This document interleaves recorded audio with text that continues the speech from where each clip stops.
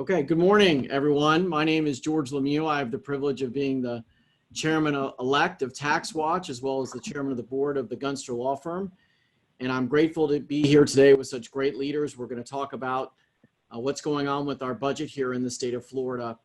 Let me talk a little bit about TaxWatch first. TaxWatch is really a one-in-a-kind jewel that we have here in Florida, an independent, nonpartisan, not-for-profit, taxpayer research and watchdog organization that for 40 years has been looking after the fiscal interest of the people of Florida. So very grateful to be part of this organization whose mission is to provide the taxpayers and public officials with high quality, independent research and analysis of issues related to state and local government, expenditures, policies, and programs. Also privileged to be a part of the Gunster Law Firm, where I started my career more than 25 years ago. We've been in Florida almost 100 years. We started in 1925 in Palm Beach County. So we're almost 200 lawyers across 12 offices around the state. We like to think of ourselves as Florida's law firm for business, and grateful to be a proud member of TaxWatch. For today's events, the audience is going to be able to ask questions. There is a Q&A button for the webinar. We'll be monitoring those comments, and we'll put your questions in the queue for the panel.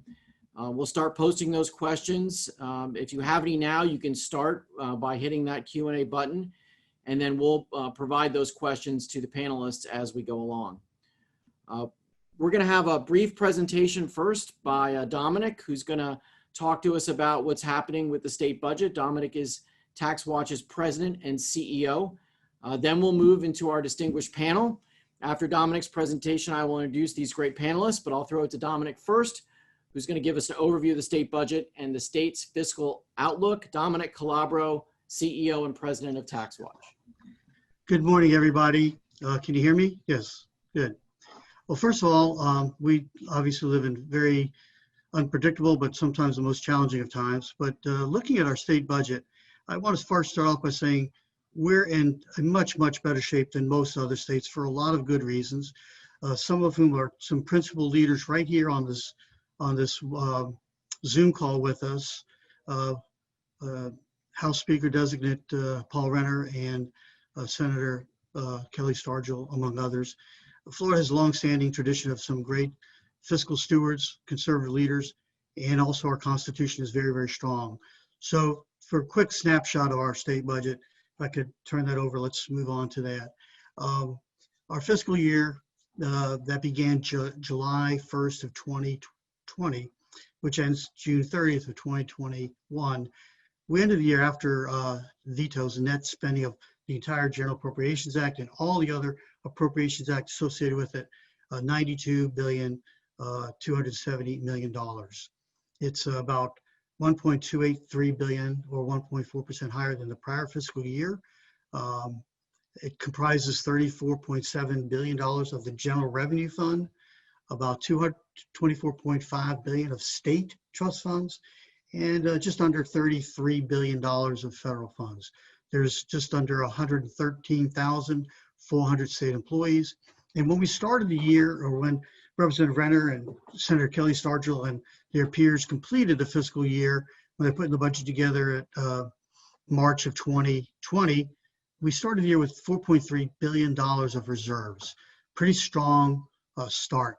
And that comprised $1.8 billion of general revenue, nearly $1.7 in budget stabilization, and about almost $900 million in Lawton Child's endowment funds. To achieve that, they also were able to sweep of $182 million of different trust funds. Breaks out, as you can see there, human services, about $39 billion, education, 26.7, transportation, 10.3 billion, general government, really fairly small part of that is 6.1 billion, criminal justice and the courts, 5.5 billion, and the environment, $4,368 million. The general revenue spending, which is just the GR portion of that $34.7 billion, breaks out. The Department of Education comprises 51.4%, just under $18 billion.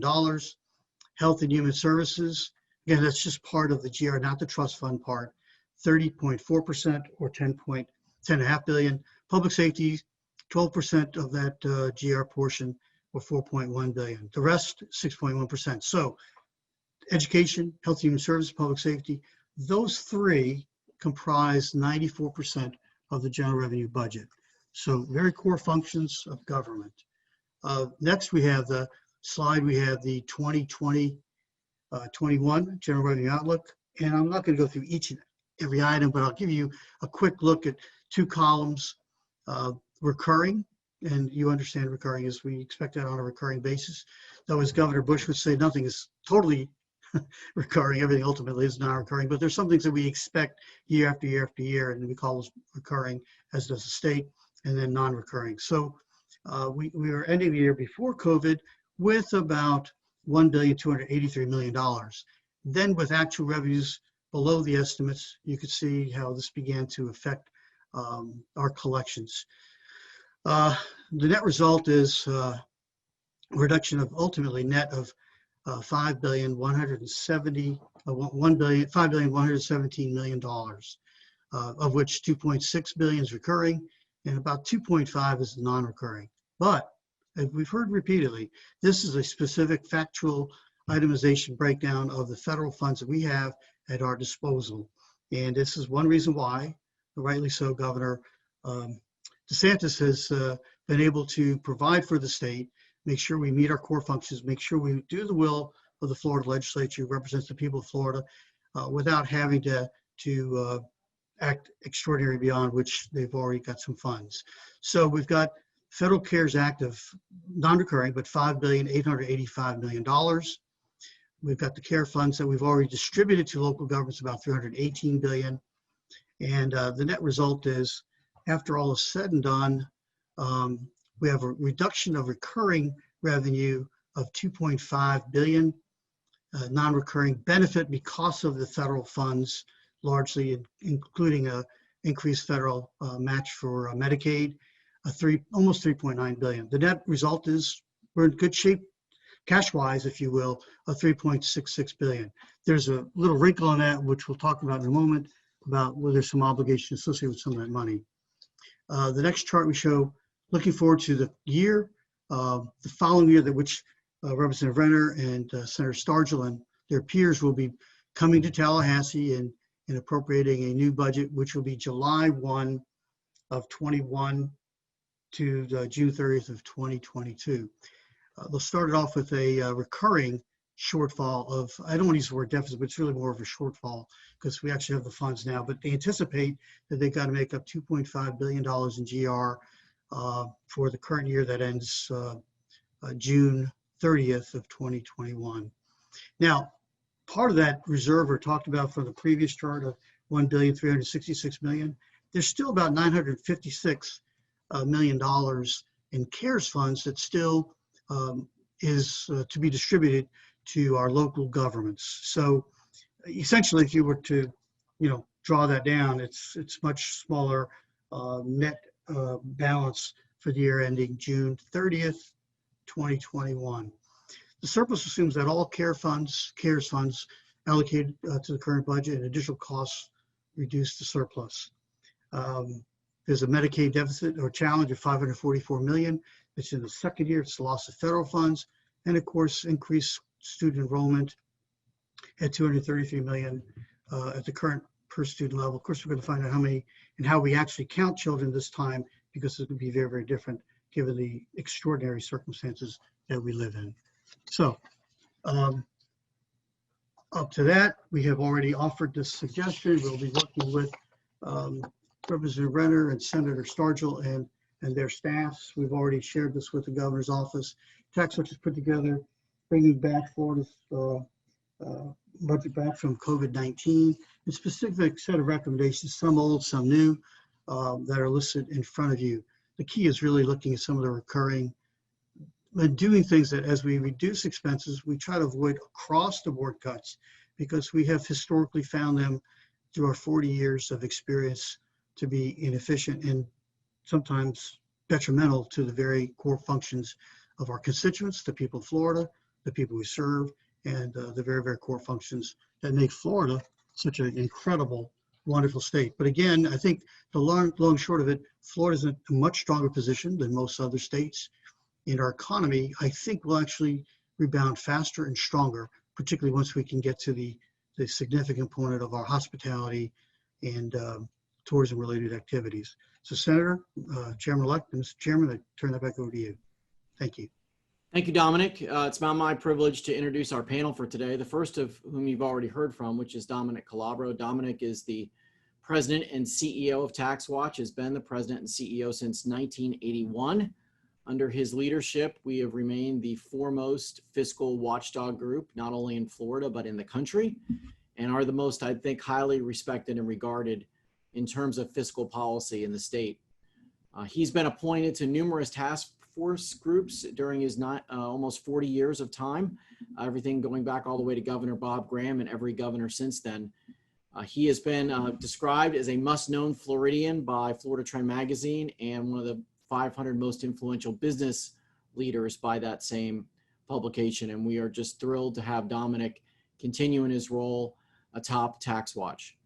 I'm also going to introduce now my colleague, Ron Brisé, former Representative Ron Brisé, works with the Gunster Law Firm. He's the head of our governmental affairs group.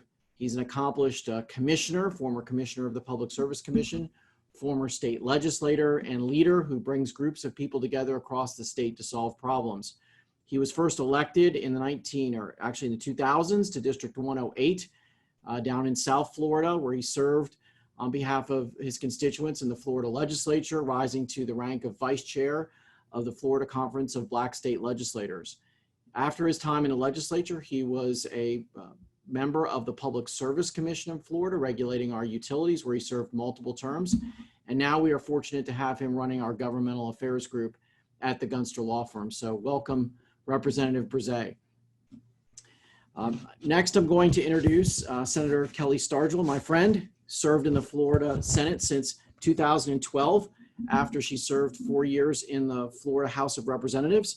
She represents the 22nd District, which represents parts of Polk County and Lake County. She was elected in 2018 to the Florida Senate, so she has the privilege of not being on the ballot this year. Those 4-year terms are nicer than those 2-year terms.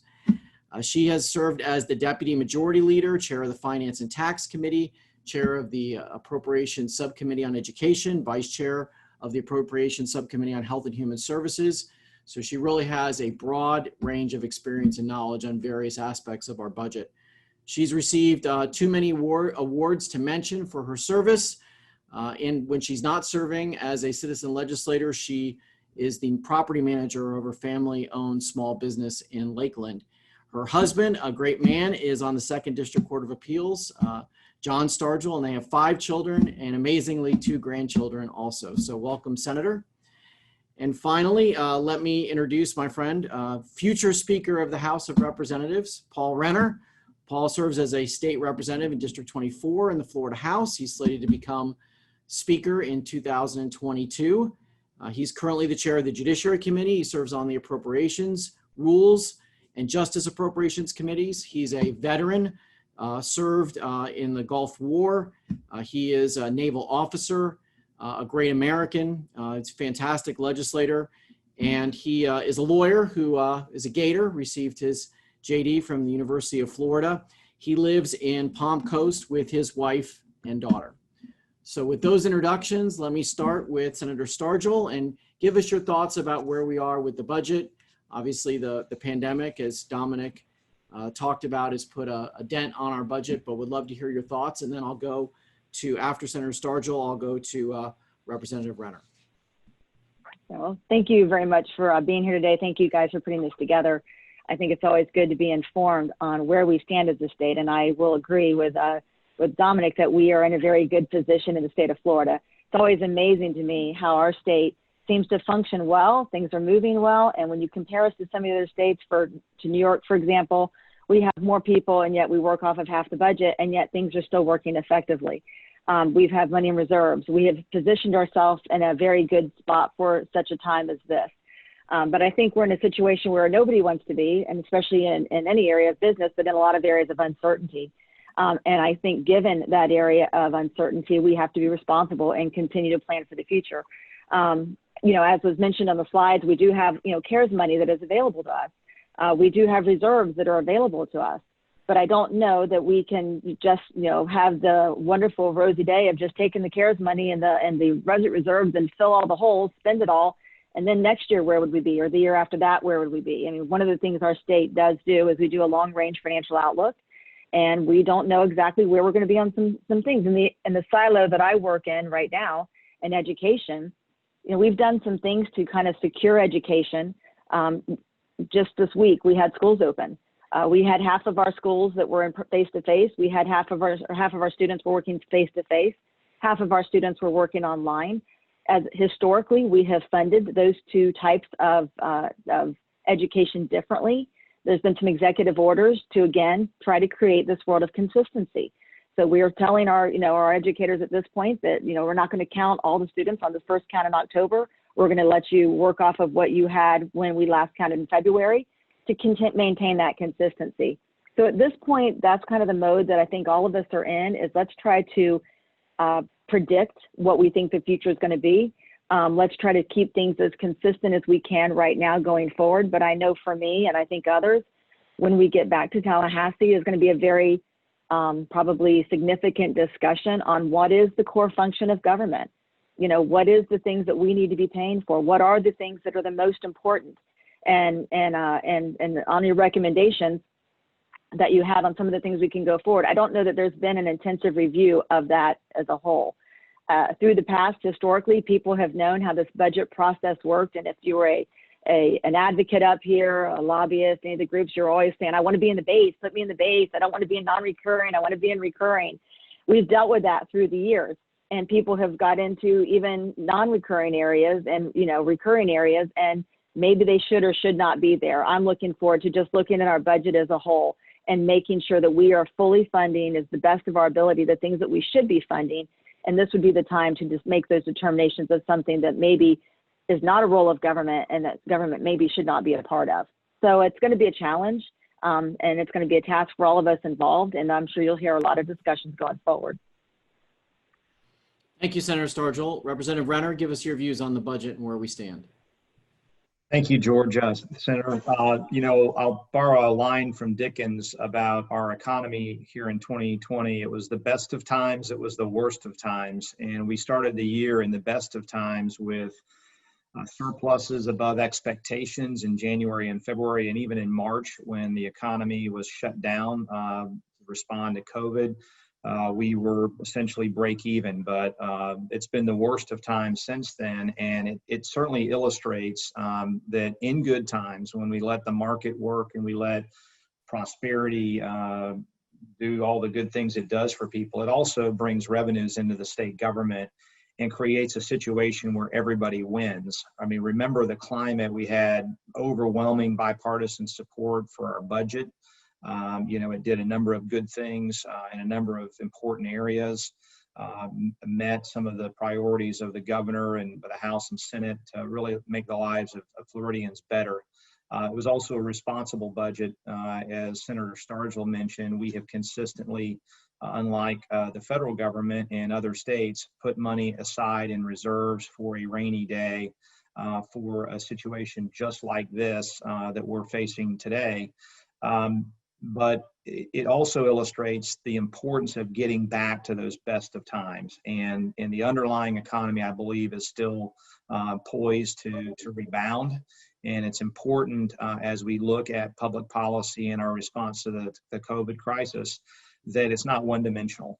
Certainly, it can be said that letting everybody shutter in their home for the next 6 months would more rapidly slow the spread of the virus, but we know in having this budget discussion, the tremendous negative consequences that has, and ironically, some of the folks that are pushing for a slower reopening will also be pushing for more spending when we get back into Tallahassee, and you can't have both. And so the sooner we can reopen and lean forward in reopening the economy, consistent with public health and a reasonable response to the coronavirus, the better, because that will mean the sooner we get back to the best of times where we can continue to do good things for Floridians. I would highlight our experience previously in the 2008 crash, where some states tried to tax and spend their way out of the crisis. We did not. We tightened our belt like every family and every business had to do, because they didn't have the opportunity to tax their neighbors to fix their budgets, or tax their competing businesses to fix their budgets. And so in doing so, you saw Florida emerge much more resilient. And that's what we need to do here. And I am in full agreement with Chair Stargel in the fact that we are going to have to look at the core functions of government. You know, when times are good and the money is overflowing, you don't see as much differences. But when times are tough, that's when, you know, you have to check your philosophy at the door. And do you really believe that it shouldn't be the first option to go ask businesses and taxpayers for more money out of their pocket to do the things that government may want to do, but doesn't necessarily need to do. And so I think we'll have to make some tough choices. And the answer is to tighten, it's not to tax. Well said, Representative. Thank you for those comments. I want to turn it over to my colleague, Representative Brisé, to give his thoughts about where we stand. You've been through these ups and downs before, so give us some of your perspective, please. Thank you, Senator, and it's my pleasure to join this distinguished panel. And the interesting part of this conversation is brought me back to 2008 as we were facing the challenges of the housing crisis, and then 2 years before that dealing with the hurricanes and the insurance crisis. And so my thought is that the legislature and the governor need to continue on the path of pragmatic decision making, right? The realities that we face every day are things that need to be addressed with level heads and a thinking about not only the short term but the long term impact based on the decisions that we or you all make these days. I was joking with someone the other day and saying that, look, I am so glad that I don't have to be a voting member of the legislature coming this next session. But the other reality is that the impact that we really don't know yet is on healthcare and child welfare, and as you mentioned, Senator, and both Representative Renner, on education as well. So those are unknowns right now. We may have a sense of where they may be, but having a clear picture of how those things are going to be impacted over the next few months are probably going to be the main drivers as to how the budget is going to be crafted. The long-term effect on tourism, you know, how long that lag is going to be, that's another area that I think is one that people like yourselves are going to have to grapple with as you think about crafting this budget. Now, I must commend you all for, one, putting out a responsible budget and putting one that was truly bipartisan. You all covered areas that in the past hadn't been done for years, like shoring up the Sadowski Fund, for instance, that make sure that people have access to housing and it's a long-term benefit to the state with respect to that. And then I hope that we look on the revenue side. There are opportunities that are out there, such as the gaming compact, you know, addressing those things that are there and ensuring that Florida has access to the funds that are there for Florida, and without adding new taxes or anything of the sort, just ensuring that we are able to collect on the revenues that the revenue opportunities that currently exist. So I'm glad I'm not in your shoes, but I trust your hands and your minds to guide us through this process. Thank you, Representative Brisé. I want to remind everybody who's watching that they can ask questions. We've got a number of questions in the queue by clicking that Q&A button that you see at the bottom of your screen. Do that, and we'll get to those questions after we hear, last but not least, from Dominic Calabro, who's going to give some of his thoughts. Senator, I'll keep mine fairly short. I've already given a pretty substantial presentation. I think I think this is an opportunity to do some things that we couldn't do under ordinary circumstances that need to be done. I really like the approach that Chairwoman Stargel's pointed out and Representative Renner, that, you know, we build things in particularly good times into the base. Our interests, you know, want to continue it. That's what they're paid to do, some of the various interests. And that's fine. There's good things and bad things about it. There's a lot of good things that are in the base. But the problem is our budget is very anachronistic, very built for the 1950s and 60s. It's really not built for the 21st century. It's not as dynamic. And so it's taken a lot of work on the part of senators and House members to pull things out of the budget, and so you can replace it with more responsive things, responsive to the demands of today and tomorrow. I remember talking with Senator Negron. In fact, Senator LeMieux, you may recall we had a nice, wonderful dinner conversation. And I think it's one of the things he really agreed with us, is that there were some things in the budget, the base of the budget, that were started by people of very different political philosophies than the leadership today. And we're funding them much more heavily today than they were, 30 or 40 years previously. And so, we're a large state, the third largest and the third or fourth fastest growing. The combination of those two, I think, really augurs for a time which we're not quite fully prepared, but to adjust a more dynamic budgeting system that can reduce things systematically that's in the base, so we can respond to the demands of today and tomorrow. And there's still going to be the area of education, healthcare, Medicaid, and social services, and economic development, early learning, higher education, K-12 and the like. But there'll be different kind of spending, different kind of programs. And so we'd love to work with the Senate and House leadership to begin to do that. But there's some things that we can do now just to get through this that will position us for those kind of more dynamic changes in the future. One idea that I just want to bring again that I think is noteworthy, that begins that process, not the silver bullet, and that is a previous constitutional government spending task force that was commissioned from, I think, 2016. Our dear friend, John Alexander, Senator Stargel, I know a very dear friend of yours, and Representative Renner, yours as well.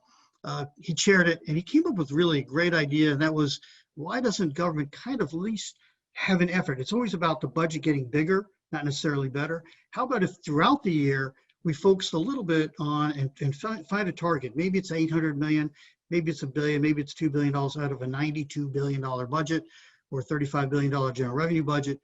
A few, $1 or $2 billion that throughout the year, we're going to find ways of economizing or doing things differently that will make us more effective, but most importantly, save costs, reduce costs, maybe even reduce, as you call for, functions of government. It was the first recommendation and that's to make sure that our budget system would force the governor each year to recommend efficiencies, specifically an annual government efficiency act each year that the House and Senate would adopt, and that would become an integral part of.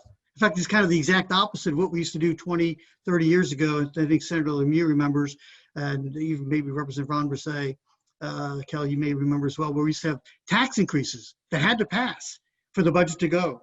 Remember, it's like you had to pass $400 or $500 million of tax and fee increases, or else the budget wouldn't balance. Why don't we do the exact opposite? You'd have to have, $1.2 billion of government efficiencies that may be difficult to swallow, but that's what's going to be required for us to have a balanced budget. So it's innovative, but I think Florida is in a position, because we're so well structured, and we've got some really good leadership in the House and Senate as well. So that's my 2 cents. Thank you, Dominic. We've got a lot of questions. So what I want to do is throw these questions out there, and feel free to pipe up. I might direct one just because we're on Zoom and not in person to one of you or the other, but lots of questions from our panel. So one that's been asked a lot, but I know is still on the minds of many people, is, will there be a special session on the budget? And if there is going to be one, will there be anything included besides the budget? Let me direct that to Senator Stargel first. That is a question that we get a lot. At this point, we'll have more information as we come out with a long range meeting next month and some of those things. But I think we're in a, coming together for a special session also costs money, and that is expensive to the state as well. So it's not something that we're going to do just because people want to have a discussion. it really would only happen if there's action that needs to be taken. Discussions don't need to bring us together to have that discussion. So at this point, I don't see a special session. But, you know, obviously things can change as we continue to get revenues in each quarter. You know, things may continue to change. But at this point, I don't see why we would need one. But you know, Representative Renner may have other opinions. Representative? I agree. I had no special session. I like to say every session is special, but you won't need an extra one, right?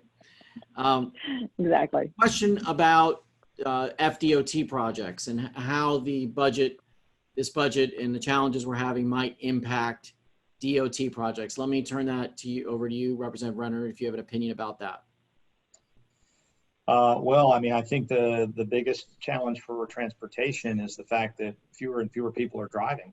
So what funds the trust fund is I haven't seen current numbers, but I have to imagine there's a significant shortfall there.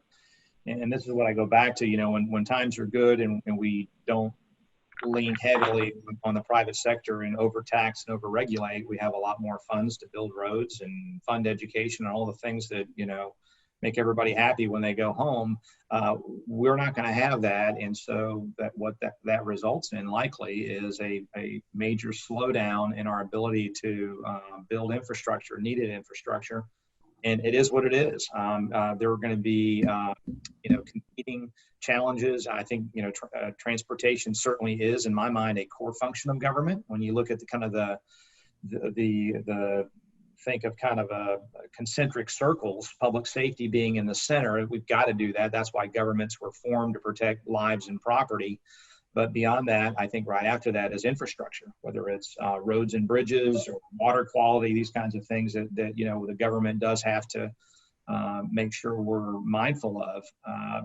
But, you know, we're going to have such a shortfall that I think some slowdown is likely to occur simply because there's going to be less money to fund transportation.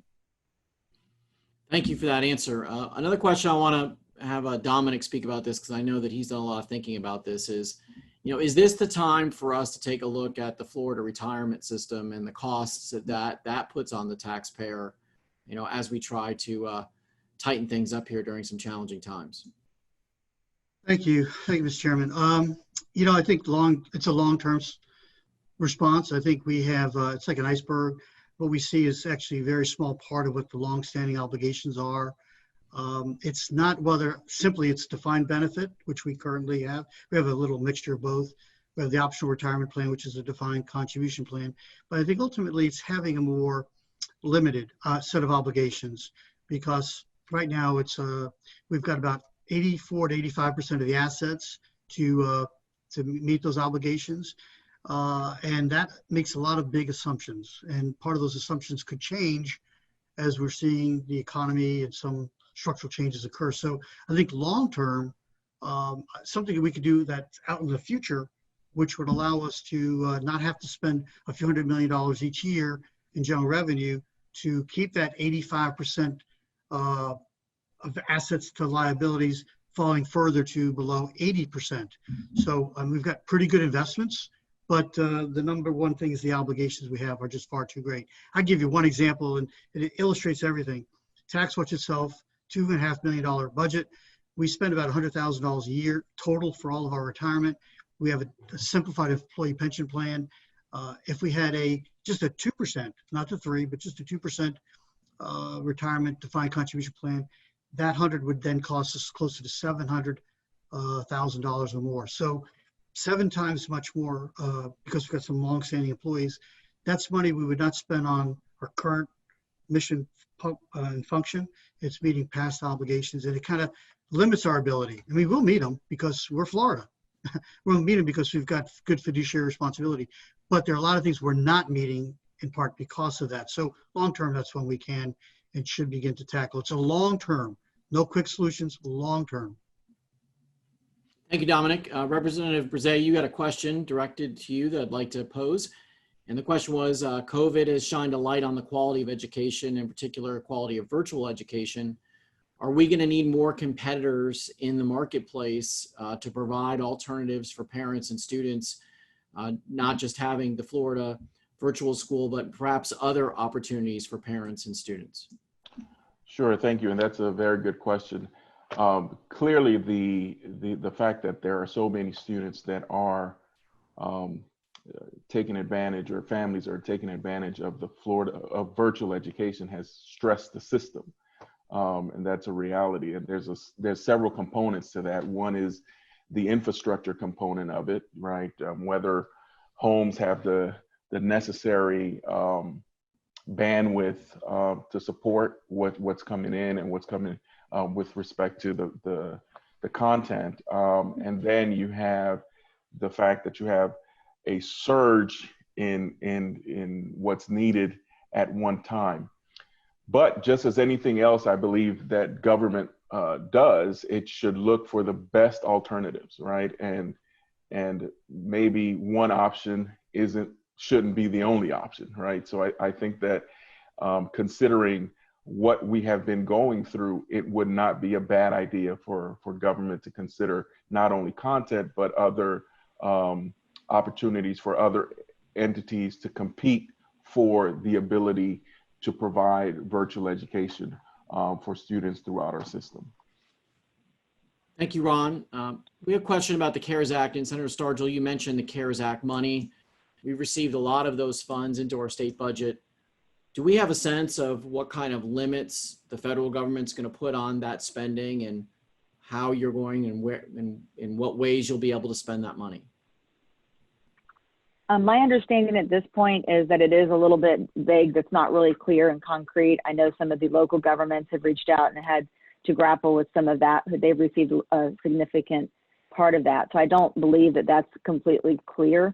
And that's probably where you're going to see some caution before we start jumping into spending those funds, to make sure that we are following everything that was the expectation of the federal government. I would like to jump back just a second to the previous question, if you don't mind, because it is an area that I've worked in on education.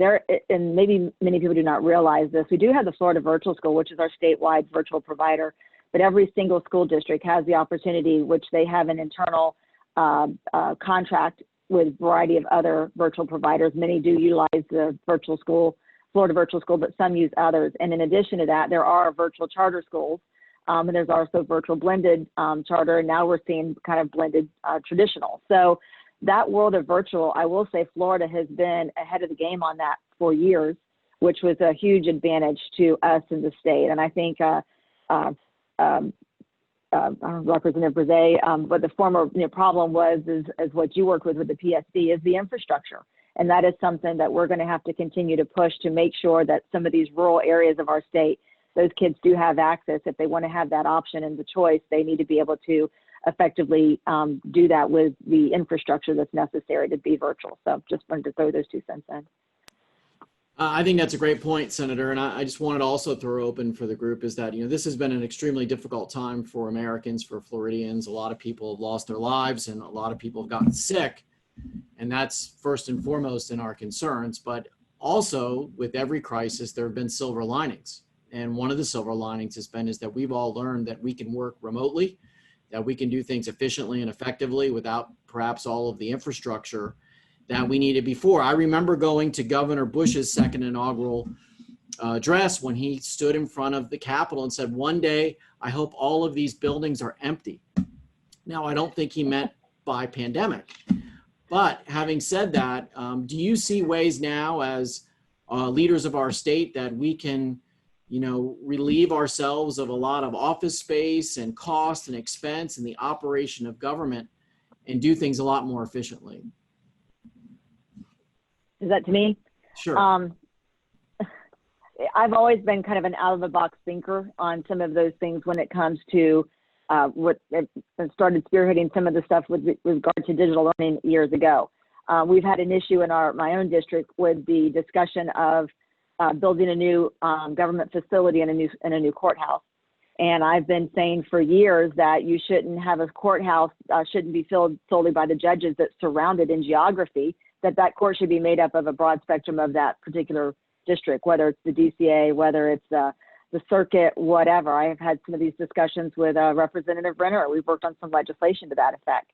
So before, everyone, the big, the message of the day was we all have to be together in one location for for a collaboration and discussion, and has to be face to face. I think what we're learning now through this pandemic is that actually, with a little effort on all of our parts, having to do meetings like this, though it's not exactly face to face, but you do have the opportunity with the technology to have a feel of the discussion just as if we were in the room. Took some getting used to, but you're seeing it happen. So I think, again, that's going to lead to some of the changes, potential uncertainties. If everybody leaves the buildings, then what happens to the buildings? What happens to the businesses that surrounded the buildings? What happens to the restaurants that provided the lunches to the people who were in the buildings?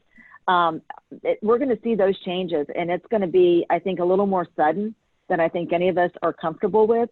But we're going to have to, as government, be able to keep up and to try to move and adjust and do what we need to do to make sure that we as government are providing the support. And back to, I say, infrastructure, which is one of the core things I believe government is responsible for, in education, healthcare. Make sure that we wrap around that in the most efficient and effective way possible going forward, because there are going to be a lot of things that are going to be different than the way we've done them in the past.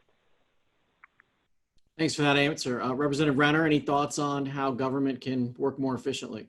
Sure. Yeah. And, I've had this conversation as a lawyer about the fact that I think a lot of law firms with big offices downtown, name a city, Gunster would be one of them. I'm sure you guys have had conversations because in the practice of law, we bill by the hour. And so, whether your attorneys at least are being as productive, more productive, or less productive at home than they are in person. But I think in professions like the practice of law, I think it's absolutely possible and likely that firms will look to for cost savings. Instead of having 2 floors, have 1 floor in that building, and in doing so, be able, frankly, to attract better employees. And so, in the case of government, that is at least possible.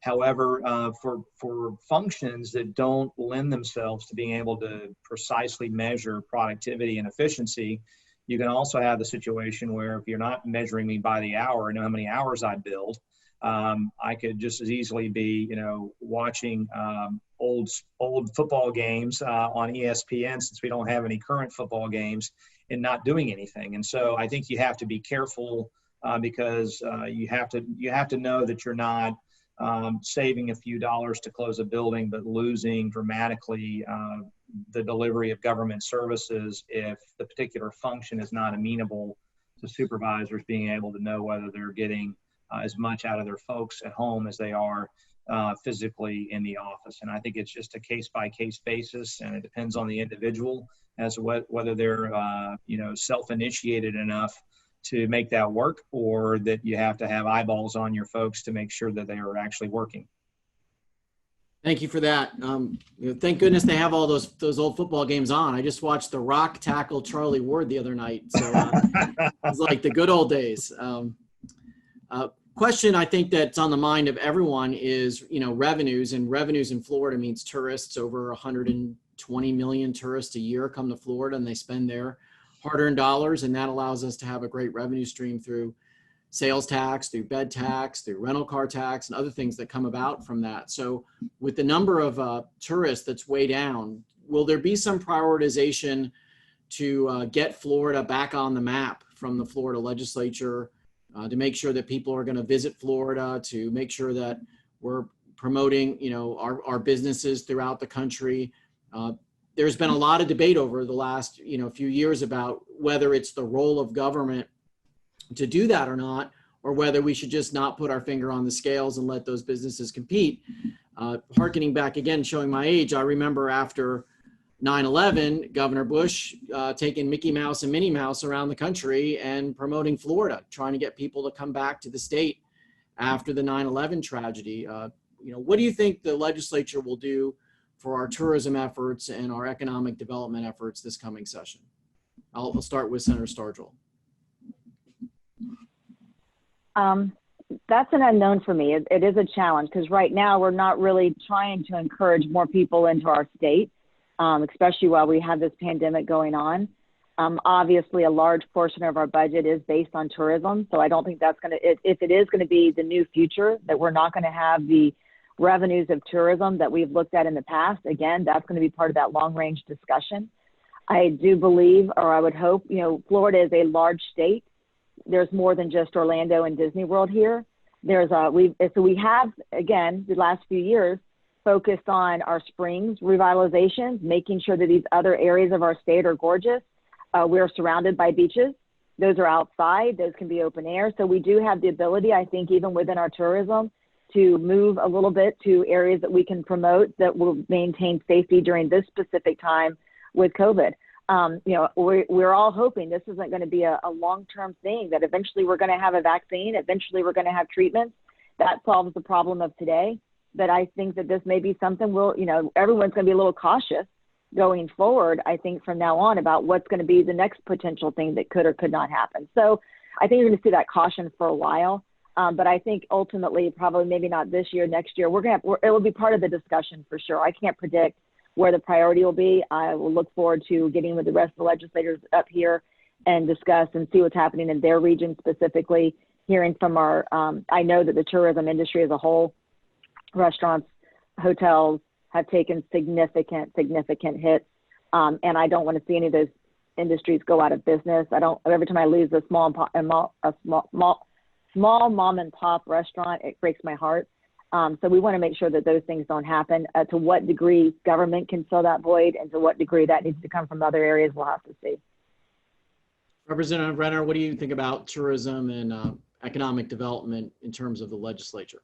Well, Senator, I think it's a great example of those those core functions of government that Senator Stargel talked about before. And as you look at those concentric circles, in my mind, spending money taking money from the taxpayers in a very, very challenged budget and spending it on tourism advertising when there's far more advertising coming from the private sector in that regard. And I don't think Florida's beautiful beaches or Disney and Universal are a secret to anyone where we have to advertise to let them know. And I think, in fact, the biggest challenge to tourism is going to be whether people think it's safe to come to Florida. And so while I do believe we should lean forward in reopening, it is a challenge because, you know, if we have a resurgence in COVID cases, it will have a negative effect because it'll be all over the news and people will not feel safe to come to Florida. But I think we've got to just walk that line and try to open as quickly as possible. Universal is open, and I know that both Disney and Universal and our other tourist attractions want to be open and are doing so in a safe way as soon as possible. But ultimately, it'll depend on the mood of the public outside of Florida, inside of Florida, as to whether or not it's safe to put their kids in a car and walk through the turnstiles or to go to our beaches. I do believe that on the backside of this, that we'll see a huge upsurge in tourism simply because people missed their summer vacations this year. People have been locked down in their homes and are desperate to get out to our beaches, desperate to get to Disney. I think you'll see record-breaking tourism in Florida and as soon as next year, with or without funding for Visit Florida or any other taxpayer-supported funding for tourism. Thank you, Representative. One more question. I'm going to let Senator Stargel and Representative Renner give some closing remarks. But we had a question, Dominic, about e-fairness legislation. And I know that's something that we've looked at TaxWatch with the Wayfair decision that came out of the United States Supreme Court. Can you talk a little bit about that issue and educate us about what e-fairness means? Yes, thank you. Thank you, Mr. Chairman. And to build on what Representative Ron Brisé mentioned about the compact, e-fairness is actually the law of the land, and that is, I know the Senate has moved on this in the past, and congratulations there, both as Chair of the Finance and Tax Committee, but also leader in the Senate.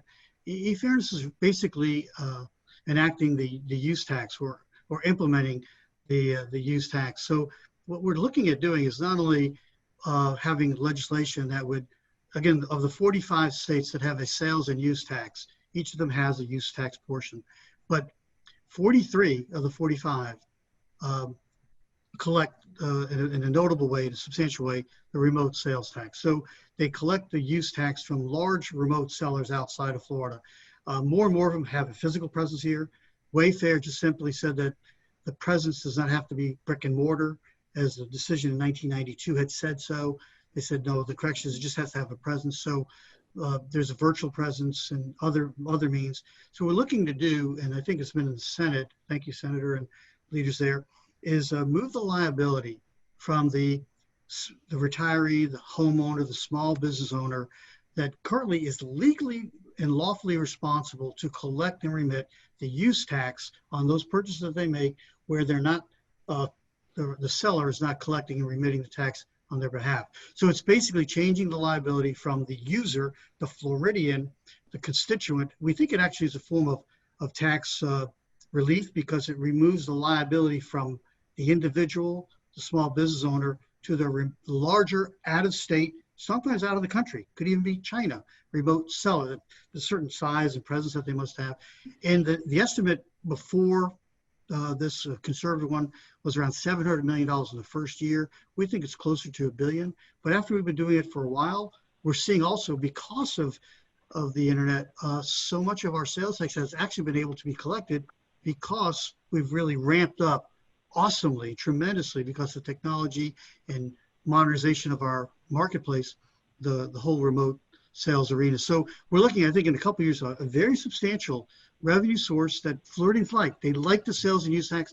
They don't want to tolerate any kind of state property tax, obviously no income tax and all. They like it. So the key is to make it work. We got to just modernize it. And we could actually use some of that to reduce the tax like business rent tax or the communication services tax so that, there's a tax relief, additional double tax relief. Remove it from the liability of the individual, move it to the big remote out-of-state seller. By the way, they don't vote for Florida legislators. The guys that have the liability on them now that are not paying, that could be charged up to 50% tax penalty. And so you give them some relief and collect some more money and modernize our tax system and also level the playing field. So a lot of opportunity there, I think, to have a tax system that Floridians really like, but modernize it so it brings in a dual benefit to all Floridians. Thank you, Dominic. Let's finish off now. We're coming to the end of the hour. I want to thank everyone who's participated. We were not able to get to everyone's questions, but we will try to answer these questions in future virtual forums like this. And we really appreciate the large number of people who are watching today. And we really appreciate our speakers for being involved in this panel. Let me start first with Representative Renner, future Speaker Renner. And why don't you give us some closing thoughts about the budget and the process this year, and then I'll let Senator Stargel conclude before we finish off here today. Well, again, where I started, we'll have to make some very, very tough decisions because the CARES Act money, to the extent it helps us with today's problem, is again a non-recurring support. And if the economy is not coming back quickly enough to where it was before, we will have to restructure and reduce spending in a broad number of areas in a way that's prioritized and thoughtful, and not more scalpel than axe, but there'll be a lot of scalpeling to make sure that we tighten up and do the responsible thing for the taxpayers and not just simply pass a larger bill along to businesses and individuals who are struggling desperately right now. And if we do that, we'll be more resilient on the backside. And I think good times are ahead for Florida. I guess the message is that we're in the worst of times, but the best of times, I'm confident, will come, and will come soon if we work together. And I know we will. And we're headed towards some difficult decisions and a couple difficult sessions. But I think on the backside, Florida's going to emerge stronger and better than before. Thank you, Speaker. Senator Stargel? Well, again, as I think what you've seen, what's really certain about all this is the uncertainty. We really just don't know where a lot of the things are going to lead, just even on the Wayfair discussion. You've seen a lot of brick and mortar have moved to more virtual presence by the nature of having to stay in business. You have seen so many changes over these last few months that are going to, when we all get together in Tallahassee, there are going to be a ton of discussions on how do we handle all the various different things, our budgets, our policies. I don't think many of them were structured for what people have dealt with and the way people have re-envisioned how they can operate, how they can work. We're also going to have another situation, I believe, in the future as some of the federal government and the unemployment subsistence and those things start falling away, you're going to have another shoe drop with regards to people who have maybe been deferring their mortgages or their rents, or electric companies have been helping people who've not been able to pay their electric. At the same time, all of our housing prices and everybody, I know every one of my properties, my taxes that were non-homesteaded went to the full 10% increase in the taxes. That's going to happen. So there are all these discussions, all of these things are coming in at the same time. I did see one of the questions on, talking about higher ed. Again, are students going to feel compelled to have to go to the university in person? Are they going to work online? That's going to be a lot of discussions. And I think what we're going to need going forward from everybody is patience and ideas and understanding that this is uncharted territory. But at the top of the list is going to be our priority, which me and I know Representative Renner mentioned this, is going to be the process of what is the priority, what is the most important, what is the core, what should we be doing, and keep bringing everything back around to that discussion. What is the role of government? And I agree, it's going to have to be maybe changing policies, maybe changing structures of how we fund things, but it's definitely not going to be a day of raising taxes to pay for all of it. It's going to be a move and a change and a flow. Well, thank you very much, Senator Stargel. Thank you very much, Representative Renner, Dominic, Calabro, Representative Brisé. This has been a great panel this morning discussing the budget. I want to thank all the people who participated, asked questions, and tuned in today. As I heard everyone speaking, it reminded me of the joke of the optimist and the pessimist and the engineer who went into a bar. The bartender put this much liquid into the glass. The optimist said it was half full. The pessimist said it was half empty. And the engineer said the glass is too big. So it all really matters about what your perspective is. And we've had some great perspectives this morning. So thanks to everyone. Thanks for being involved in TaxWatch, the nation's leading premier fiscal watchdog. And we wish you all a good day.